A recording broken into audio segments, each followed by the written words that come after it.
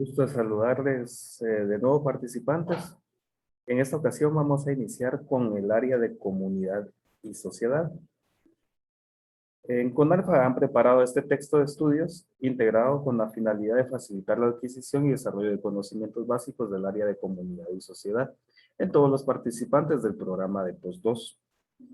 El contenido del texto se ha organizado en 5 unidades. La unidad número 1, que es nuestra patria; la número 2, que es el patrimonio de la nación; la número 3, que es el turismo; la número 4, que sería Procuraduría de los Derechos Humanos; y la quinta y última unidad, que es el sistema democrático. Vamos a iniciar entonces con comunidad y sociedad. Tenemos ahí algunos objetivos.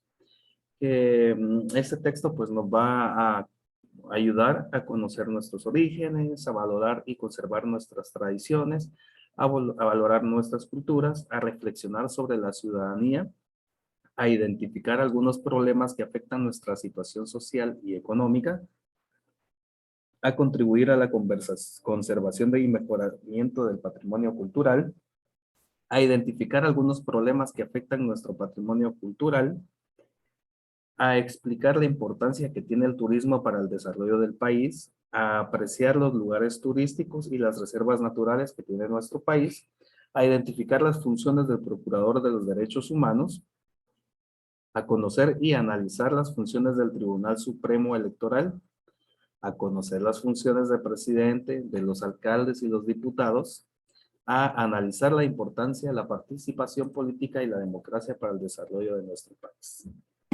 Entonces iniciamos, vamos a iniciar con la unidad de nuestra patria, y en esta unidad podemos o vamos a conocer que Guatemala se divide en 3 periodos: la época prehispánica, la época colonial y la época independiente. En la época prehispánica estamos hablando antes de la venida de los españoles, cuando floreció la cultura maya. En la época colonial, desde la conquista hasta la independencia, y en la independencia pues de 181 años, de 1821, perdón, hasta nuestros días, que sabemos que acabamos de pasar por el bicentenario, ¿verdad? Que son 200 años. En la época prehispánica, desde los mayas, desde que estábamos aquí al principio, de las diversas culturas que habitaron en América antes de la llegada de los españoles, se considera que la cultura de los mayas fue de la de mayor esplendor. Llegó a ocupar regiones que hoy pertenecen a México, Guatemala, a Belice, a Honduras y a El Salvador. En el siguiente mapa se puede observar el territorio que fue ocupado por los mayas. Vemos que está desde México hasta Honduras. Para el estudio, la historia de los mayas se divide en 3 periodos. Entonces, en el preclásico o formativo, en el clásico y en el postclásico. Cuando hablamos del periodo preclásico o formativo, sabemos que durante este periodo los mayas se dedicaron a la agricultura como medio de subsistencia. Sembraban principalmente el maíz. En esta época aparecen los primeros centros ceremoniales, los monumentos de piedra, la cerámica polícroma de varios colores.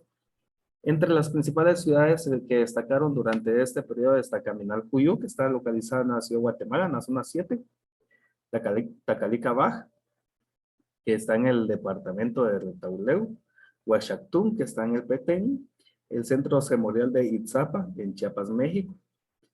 En este periodo, la cultura maya empieza a desarrollarse y abarca desde el año 1000 antes de Cristo hasta el año 300 después de Cristo.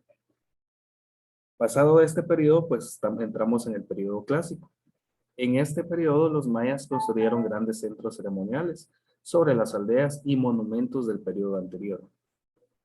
Los rasgos principales de su desarrollo fueron la arquitectura monumental, la bóveda, que es un espacio en forma de arco que se encuentra entre 2 muros o varios pilares de una habitación. Esto lo hacían con piedras saledizas. La escritura jeroglífica, profundos conocimientos en matemática y astronomía, la perfección de los calendarios, el culto a las estrellas y el refinamiento de las artes plásticas. Entre las principales ciudades que se destacaron en este periodo están Piedras Negras, que es Huachactún y Tikal, en el departamento de Petén. Bonampak y Palenque, en el estado de Chiapas. Y en el periodo clásico es el de mayor esplendor y desarrollo y abarca desde el año 300 hasta el año 900 después de Cristo. Entonces, vemos que después de este periodo surge el periodo clásico, posclásico, perdón. En el periodo posclásico se registra el uso de los metales, la construcción de fortificaciones, el militarismo, la tiranía y el culto a la serpiente emplumada. Hay una decadencia en las artes y en las construcciones arquitectónicas monumentales.